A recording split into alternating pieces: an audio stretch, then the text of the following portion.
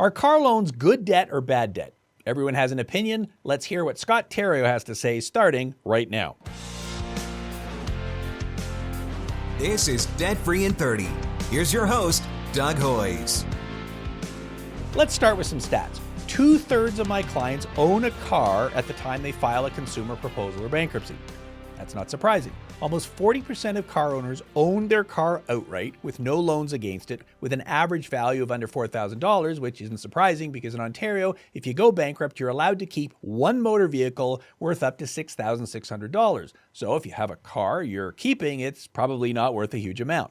But for those of you who are good with math, if 40% of insolvent car owners own their car with no debt, that means around 60% of them financed it. And that percentage keeps increasing. It was only 43% back in 2011 and 2012. And here's the kicker. The average value of the finance vehicle was around $16,500, but the average secured loan debt was over $17,500. That means that the average person who goes bankrupt or files a consumer proposal with an outstanding car loan owes more on the car than it's worth. That's not a big problem if you can make your payments, but what if you can't? What if you have to give up the car? Then what? Well, let's talk about it. Let's get started. And as I welcome back to the show, Scott Terrio, our manager of consumer insolvency here at Hoyes Michaelis. Scott, welcome back. Are you ready to talk car loans?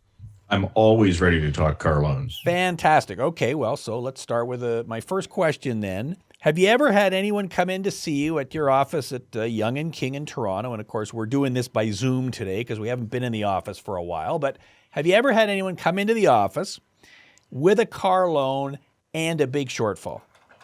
Yeah, all the time. We don't necessarily see as many car loans in our office in downtown Toronto, obviously, for people living there. But for the ones that we do see, an awful lot of them are underwater, and some of them are underwater significantly. It's not. It isn't necessarily your average was good because it showed about a $1,500 discrepancy of the car being underwater versus the loan against it, but that's average. I would say clients who come in have got a lot more upside down than that, especially those who've rolled in cars from before. So we often have the discussion of what do you do? What do you want to do about the car? Like this, the sort of an epiphany moment. So if I was to tell you someone is coming in to see you this afternoon and they have a shortfall on their car, I understand what you're saying about the average. An average is frankly a largely meaningless number because someone could have $1 million shortfall and someone could have a dollar shortfall. If I told you someone was coming in to see you this afternoon and they had a car shortfall, how much do you think that car shortfall is going to be? I would not be surprised at all if it's somewhere between 5 and 15,000. Yeah. And the number, seriously, the number I was going to say, yeah, the number I was going to say was $10,000. Yep. Because it pretty much is always $10,000. That's just what the number is. Yeah, and it depends. That now some of that will be dependent upon age. The younger people will have a bigger, possibly a bigger shortfall because they didn't put down as much, or they rolled a loan in from a previous loan or whatever. But it's a significant number, yeah. And is this an age thing? Yeah, to a certain extent it is. Younger people have less money, so younger people tend to not own their cars the way older people will. Older people have already likely gone through what we call the cycle. So, they've been buying cars for a few decades and they've been, they've likely gotten ahead. If you've been in the car market for 30 years, cars were a lot more affordable 30 years ago. So you probably were ahead. Whereas if you're starting out now or in the last 5 years, you're likely already behind the ball by quite a bit. Yeah, and I think I bought my first car probably, almost 40 years ago, and it was a used car, and it was $500, and that was kind of a typical thing. That was no big deal, and it was a great car. It'd been driven by an old lady, so there was no miles on it. It was fantastic. But so, but you look at these 18 to 29-year-old age category, and only 55% of them own a car compared to 72% for 50 to 59, but 70% have them financed, whereas that's only 46. It's almost like half in the older age group. So, and if you think about it, that makes a lot of sense because if you don't have, net worth and 30 years behind you in the job market, you're just going to be able to buy a car outright much less than older people. So. Yeah, and I think you've hit the nail on the head there. So, I'm a young person. I've, finished school. I start a new job, and I need a car to get to work, or I need a car to do my job. So, I talked to a guy last week who is working at one of those Amazon warehouses, and they're all over the place, but they're not right in a convenient place. They're in the middle of nowhere. His shift starts at 5 in the morning. So he can't take a bus there because the buses don't start running till his shift starts. So either he has to take the last bus and get there at 2 o'clock in the morning and hang out for a couple hours before his shift starts, or he has to drive. So a car then becomes very important. And that makes sense. I need a car for my job. So what's the problem then? Well, the cars are just too expensive to own and operate. If you look at the total expense that you put out for a car over time and monthly, which is how everybody lives, that's not thought of when the purchase is made, right? The car industry has been expert at this for decades. And what they do is they get you to think about the monthly amount because that's all that matters. And that's all they will talk about.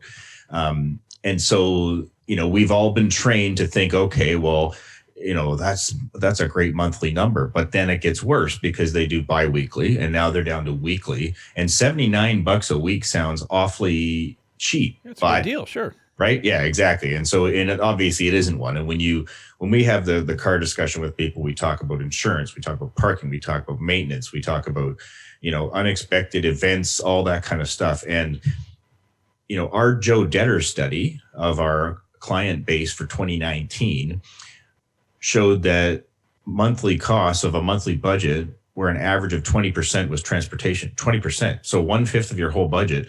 And that's up 8.1% over the year before. That's a massive increase. And now I don't know what's going to happen post-COVID, because is anyone going to be driving? I don't know. But our point is it's very expensive to own a car, and you don't think of that at the time that you're buying it with total costs. Well, and the whole post-COVID thing is interesting because there's going to be a lot of people who've got a car, they're making the loan payments on it, and it's sitting in their underground parking at their condo or their apartment, and they're not going anywhere. And exactly. So who's to know where it's going to go, right? Yeah, certainly not you and I. Well, and so your point about the cost of ownership then. So you're right. Everybody focuses on the payment. It's only $79 a week. I can easily afford $79. But there's also gas, parking. If you're in a place like Toronto, that ain't cheap. Insurance, that ain't cheap if you're a young male in particular. You got your routine maintenance, oil changes and whatnot, but then you've also got the unexpected stuff. My transmission goes or whatever.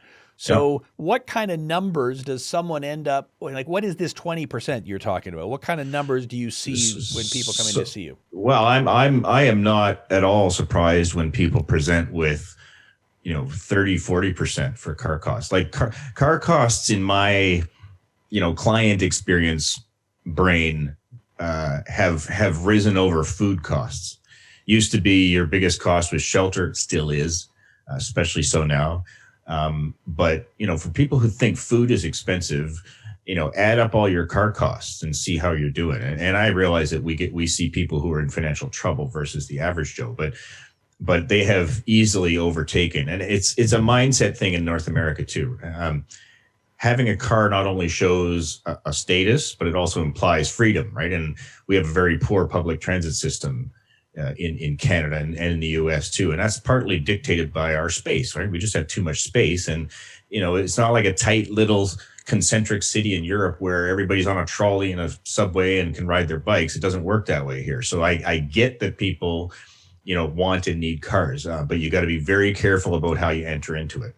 Yeah. And I think post-COVID, as we start returning back to the office, it's going to be, I always took the train, but maybe I'm going to start by driving because then I'm socially distanced. There's been a number of people talking about that in the media where, don't expect the subways to be packed full when everybody gets a vaccine, because there's going to be a lot of people that are nervous, right? And so, I think especially Canada versus the US, we tend to be more cautious anyway. But if you think you're going to be driving into town taking 20 minutes like we were in March and April, I don't think so. Not the case. Well, and I guess if I was someone who had, pre-existing conditions, if I was immunocompromised, I'm going back to the work, I'm certainly nervous about it. You know what? Of course. I'm going to drive. I'm going to pay for parking, at least for the first month or 2 or 3 to see how it all shakes out. So I think even though maybe in 2020 we didn't drive our cars much, the latter half of 2021 might be something completely different. Okay, you're making the point. Cars cost a lot to operate. We very often see people showing up in our office who are paying $1,000, $1,500 a month all in, because it's not just the car loan, it's all those other things. So let's talk about the car loan itself, and I want to go through some traps. And you've given me a nice list here, so let's go through the traps here. So car loan trap number 1. Buying more car than you can afford. Tell me about that. Yeah, well, it's partly a guy thing, mostly a guy thing. Certainly the men I see are in much more deep than the women. But and again, they get you on a weekly or biweekly payment to make it sound smaller. And I think men tend to think along the lines of, I've already decided to buy this car. So they're not thinking of how to get out of a trap as opposed to getting into one, right? And so that's, I think, number 1. And you do have to consider, what if you lose your job, right? I mean, all of these big car loans that I see, and truck loans especially, are based on absolute best case scenario of income, right? Mm-hmm. You just, like, I've seen so many times where you get a young guy who just lands a great job. What's he do? Buys a truck. It's like the NHL thing where the guys from out west, as soon as they land their first contract, they buy a $100,000 King Ranch. Well, they can afford it. Okay. But if you're buying a $60,000 or even a $35,000 truck and you just got a new job, what if you lose that job, right? So nobody tends to think, okay, well, I better base this on worst case as opposed to best case. Happens a lot. Yeah, and your point about a truck is a valid one, because we probably see more trucks than we see cars. Yeah, I would easily say that. Like, I totally get it. If I'm a construction worker and I'm on the job site, then I definitely want to have a truck. I wonder about all the accountants who are working in big office buildings who, live in a condo in downtown who need a truck, but not a lot of SUVs though too, right? Yeah. And again, an SUV isn't a truck; it's just a really expensive car, right? Yeah, and they can cost a lot of money. So the buying more car than you can afford, and you're making the point about stress testing it. Hey, if you lose your job, could you still afford this car? So you can be buying a cheaper car. Pretty important, yeah. That's a key thing. And then the second trap, and you already alluded to this, is the long-term loan. So I forget what the stat you said was. Yeah. So I love this one. I think I first learned this from Rob Carrick a few years ago, but it still keeps applying every year. So the stats show that something like 80% of car loans in Canada are more than 6 years. That's mind-boggling. Yeah. Okay, like, you really think about that one for a second, right? 6 years. Your car depreciates massively as soon as you drive it off the lot. And as you wear and tear it through Canadian weather and everything else over the years, it drops and drops and drops. And if you're basically, the rule of thumb is, if you're not paying a car over 4 years or less, you're going to be underwater on it. And if you think of 80% of car loans over 6 years, like some of them are 7, 8 years, you're never going to be anywhere in terms of equity on that car. Well, and what are the chances that during that 6, 7, 8 year period, something goes wrong? Exactly. You get in an accident. Your odds just went like way up, right? Well, or even if you get a job working downtown and you don't need a car anymore, well, can't really be selling it because of what's owing on it. I mean, those are huge numbers. So you got to look to the end of the loan when you're taking on a loan. You really do, yeah. Now, of course, the problem is, I've got this car loan, and now I want to get another car loan. So trap number 3 is a rollover, which is, and Ted and I talked about this a couple of weeks ago on the podcast. It's not when the car rolls over; it's when the loan rolls over. Yeah. What does that mean? Yeah. So this is a massive effect in the car industry, right? And usually when people come in and have cars that are hugely underwater, it's because of this. So what that means is, you had a car loan before, and then you went and got a new car, but the old car loan wasn't finished. So they rolled the balance of it into the new one. So basically now you've just spent effectively, it's like spending another $15,000 on top of what your new car costs, because they just roll the whole thing together. So now you're probably into that category of 15,000 underwater, I would say, right out of the gate. Yeah, and the math is not that hard to understand. I buy a car that's worth $30,000, but of course, that car, I have to pay taxes and, delivery costs and whatever. So I may be financing, I don't know, 35,000 instead of 30. And then you're right, the car depreciates the moment you drive it off the lot. So I end up now with a car that, a year into it might be worth 25, but there's a $35,000 loan against it. Now I want to roll it into another car. Well, I'm carrying that $10,000 shortfall into the new car. And that new loan is also going to have this, $5,000 or $10,000 shortfall built in because of all those costs. So it's and not you can't even escape this trap by buying used, because it's the same thing. Yeah, you buy a used car and you don't pay the loan out, and you want a new used car. And it's so you can't even avoid this problem by going used instead of new. Right. And so the way to avoid it is by having as big a down payment as possible. But of course, we're cash constrained, so we can't do that, which becomes the next trap number 4, not enough of a down payment or too low a down payment. What are your comments on that? Right. And so then what happens is that you end up having the discussion again about monthly, and they try to focus you on biweekly and weekly payments, because now your loan is going to be that much higher. It's just like a house. If you don't put enough down, you're going to owe more over a longer period of time. Except with cars, the longer period of time makes it worse. In houses, it's the opposite. So less equity. If you want to trade in the car, it leads back to the rollover problem again, because you didn't have enough down payment. So this is a feedback loop. Yep. And I realize it's difficult because, again, you're cash constrained. You need a vehicle, but it becomes a problem. Okay, so let's get to the question of the day. That was nice 20 minutes of preamble there. The question of the day is car loan debt good debt or bad debt? What say you? Okay, so here I'll answer this like an economist or a lawyer. It depends. Do you need a car? Is it a luxury? So need versus want. And I think a lot of excess car is want. I don't think, well, let me rephrase this differently. When I was a kid, none of my parents' friends or my parents cared much what they drove. They really didn't. Like, we had some beaters, and so did my parents. It's a generational thing. Gen X started probably with the new cars, and need to show that you're doing well, and et cetera. But that's a need versus want. It's a major consideration. The other thing is, can you make money from your car? Well, okay, how about the Uber revolution? Not necessarily saying that all Uber drivers are doing well, but does it get you to a job? Okay, so if that one guy, that example where he got this job and then got an expensive car, well, maybe he just needed to get to the job, right? Like you mentioned, the construction worker. Well, most of those guys just drive to a job. Like, they're not the contractor themselves. And so therefore, just, get the cheapest car you can afford and take that nice income and put it away, right? Are your payments reasonable? Is it killing you every month? That's what we see. And over a long period of time, I think there's a massive opportunity cost lost there, where if you're paying for a car for so long, and sufficient down payments to keep the payments as low as possible. Again, back to down payment. I just think you need to scrape together as much as you can and get as little car as you can on finance, especially if you're young, because you want to try and get ahead of it. That's my thinking. Yeah, I totally agree. So let's sum this up then with practical advice. So, and we've kind of touched on all these issues, but let's put them as bullet points. So you're saying, number one, focus on the total cost of the loan, not just the monthly payment.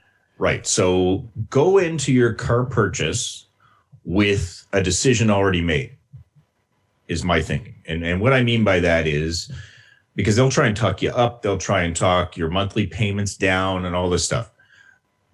Decide how much you're going to spend total and monthly before you go. And then just say, this is the threshold. Find me something. Okay. Because if you do the math ahead of time in the quiet of your own home, without the sales pressure and all that stuff that exists at the dealership, you're going to be way better off, I think, if you've already set the cost in your mind. And I'm talking about total cost. Yeah. So have a plan. That sounds like good advice. And that would I apply. honestly think most people don't. They know what car they want, maybe, but they don't have any kind of a plan for thresholds and maximums, that kind of thing. Yeah. And I believe I addressed this in my wonderful book, Straight Talk on Your Money. I mean, we buy a car based on the fact that it says turbo on it, or that it has the good coffee cup holders, as opposed to emotion. Exactly. It's all based on emotion. So I used to sell tractors to people because of the cup holder. Yeah. $200,000 tractor didn't have the right cup holder. I'm not kidding. Yep.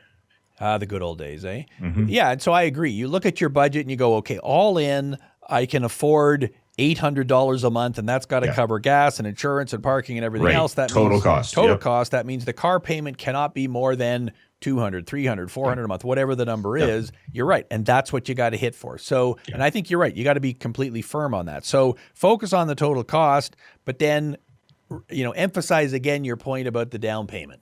Yeah, if you got to save for 4, 5, 6 more months to get the car you want, and have a bigger down payment, believe me, 10, 15 years down the road, when you're not rolling loans over and you're actually paying a car down earlier, then you'll be happy you did that. Yeah, and we've had lots of clients over the years who, okay, we understand why they need a car, but during the summer, it's like, you know what? Okay, I can ride my bike to work, I can walk. It's, the middle of winter when we're recording this, maybe a little more difficult, but maybe you start off with the beater car, as you describe it, and I suspect there's going to be lots of them out there because people aren't driving as much after COVID.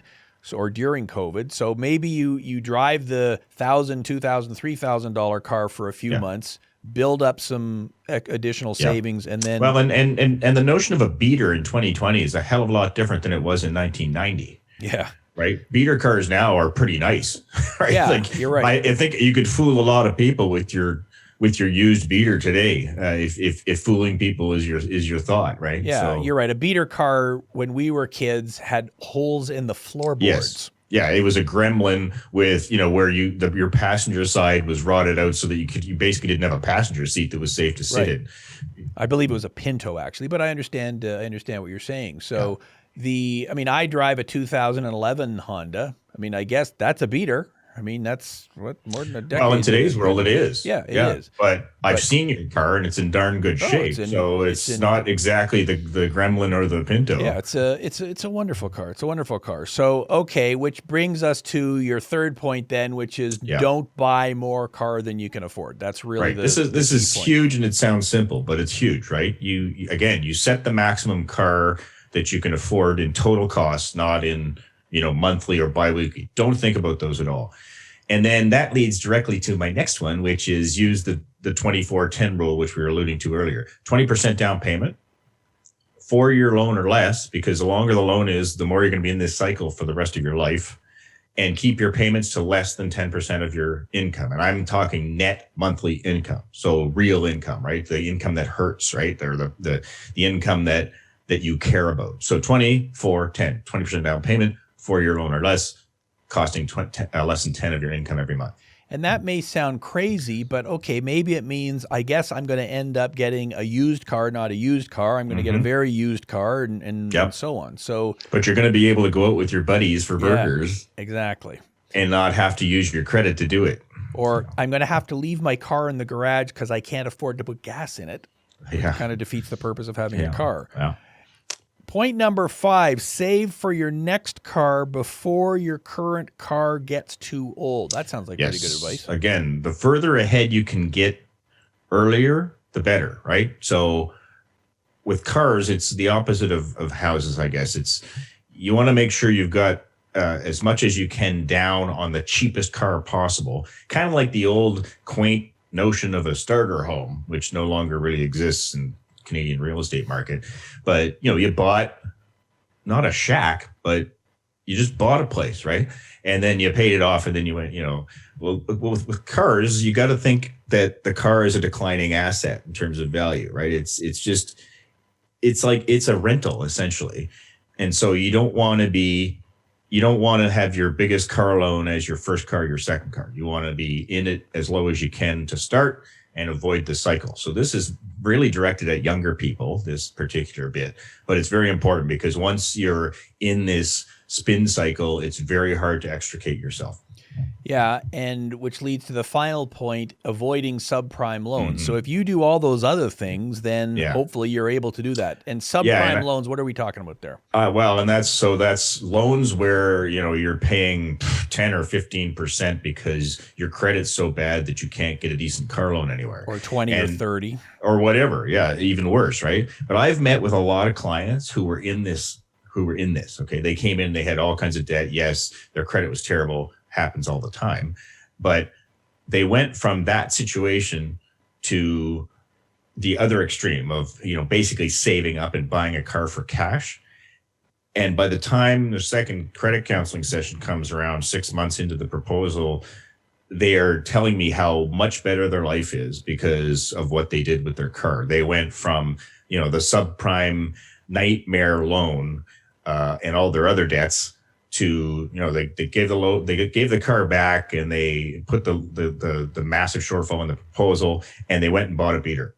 And it was a big emotional event for them because, they had all these nice cars. Well, that's why they're in trouble. And they went and bought a beater, which again was actually a pretty nice car. And they realized, what was I doing for that whole time? Yep. Yeah, you can save a lot of money by doing that. So yeah, and having money every month when you've gone from not having it, like, as you know, because of what we do, is a massive, it's life-changing. Yep, absolutely. And so you got to decide, do I want the fancy car or do I want the beater, but beater with cash in the bank so I can, like you say, go out and have burgers with the boys whenever I want. Yeah, so final question for you. So let's say that I'm in this situation where I've got this car loan. I don't need the car anymore because, I'm working from home. I can take the bus, whatever. There's a huge shortfall on it. So if I give it back, I'm going to end up owing $10,000 or $15,000. And let's assume perhaps I have some other issues as well. I've got some other debts. What are my options at that point? Right. Well, one of the options, if you're coming to see us, is when you give the car back, the shortfall. So in other words, I give the car back, the lender sells the car for whatever they can, which is not going to be much because they'll do it at retail auction or wholesale auction, whatever. And then the shortfall is unsecured debt. So you went from having a secured debt, your total car loan, to the difference being what the dealer got for the car minus for the rest of the loan, in other words. And now that's unsecured. Well, you can put unsecured debt in a bankruptcy or a proposal. And I've talked so many people into doing this. And I say talk them into it because I did. I mean, it's your one chance oftentimes where you can get out of this mess. And if you're filing a proposal anyway on all your other debts, boy, now's the time to really think about that massive loan that you're probably never going to get out of. Yeah, right? I totally So agree. we do this a lot, and more so in the last 2 or 3 years than the previous 7 or 8 that I've been doing this. Yeah. So it's just because so many people are in a bad car mess because of all the stuff we just talked about. And you know what? Fall on your sword, get out of the car loan, put all your debts into one, pay the proposal off and quicker than the terms if you're able to, and buy a car for cash. Yep, absolutely. If you file a bankruptcy or a consumer proposal, you can keep your car with your secured car loan, but you have to keep making the payments on it. Yes. So your decision is you got to decide because you can't change your mind after the date of filing because we can't add that debt in as an after filing debt. So we have the talk, right? I say to them, here's the proposal without putting the car in, so you keep paying for it. And here's your cash flow with that scenario. And then here's the scenario where you give the car back as well as your other debts, put the car loan difference into the proposal, and here's your cash flow. And it's massive, like it's striking. And so several $100s a month, in your pocket as opposed to. So it's a great time to do that. And you can even file a proposal if your car loan shortfall is your biggest debt. And yeah, you have other debts that are bad. You're probably never going to pay them off, but they're not massive. But even that sometimes makes sense to as filing a proposal as mainly to get rid of the car cycle problem that you're in. Yeah, I totally agree. And when you look at the numbers, if you're paying $1,000 or $1,500 a month all in for the car and the maintenance and operations and everything For 8 years. Yeah, well, and how much would it cost you to take public transit to work and then take an Uber, take a cab, rent a car? Or how many car share services are there now? Yep. Never mind rent a car. I mean, I live in Toronto. I see Zip cars all the time, and that's probably what those people are doing, right? They're getting their groceries, or they're visiting their mom with the rental with the Zip car, but 85% of the time they're not paying for a car, right? It's a mindset that a lot of Canadians just need to break out of, and there are places where yes, I get it that those aren't available, but 90% of Canadians live in big cities, so. It's probably available where you live unless you're the other 15%, right? Right. Look at your options. And if it's a $20 cab ride or a $20 Uber ride to get your groceries, visit your mom, whatever, well, how many of those could you take for $1,000 a month? Exactly. You can actually do it quite often. And the funny thing is, the younger people I meet that are in their 20s, they think nothing of this. Like that it's fascinating to me, and I learned tons from them because they talk just like you just did. Like, why wouldn't I? I don't even have a license. Yep. There's a lot of people in their 20s. Like when I was in my 20s, everybody had their license the day they turned 16. Boom. Now it's like I live in Toronto, and I take an Uber, or I take the subway, or I take the train to go see my parents in London or whatever, right? And it's a total shift, and I think the car industry is not quite ready for this. Yeah, there is a lot of convenience with Uber. I want to go somewhere, I go to my phone, I push the button, the car shows up 2 minutes later, I get out, and it's all paid for and everything. So I think you do have to look at all the math to see what total cost, what makes sense. Total cost. That is an excellent way to end it. Scott, thanks very much for being here. Thanks, Doug. That was Scott Terrio, our manager of consumer insolvency, explaining about car loans. And I totally agree with what Scott said. You got to look at the big picture. And a lot of people don't do that. They focus just on the loan payment, which is important, but you got to look at the whole things. I actually had a client a few years ago who gave up her car, and twice a month she would rent a car. She'd pick it up at the rental agency at 9 o'clock in the morning and drop it back off at 5 o'clock. And so she had a deal with them. She never had it overnight. So it was a pretty reasonable rate. I forget what she was paying, $25, $50 a day, whatever it was. And she'd schedule all her appointments. She'd go see the doctor. She'd do her grocery shopping, go visit her mother, all one day awesome. Every 2 weeks. And as a result, she saved a boatload of money, but still had access to the car. So there are ways to do it. You just got to have a plan and think them through. So there you go. That is our show for today. Thanks for listening and watching. Until next week, I'm Doug Hoyes. That was Debt Free in 30. And that was pretty much around 30. So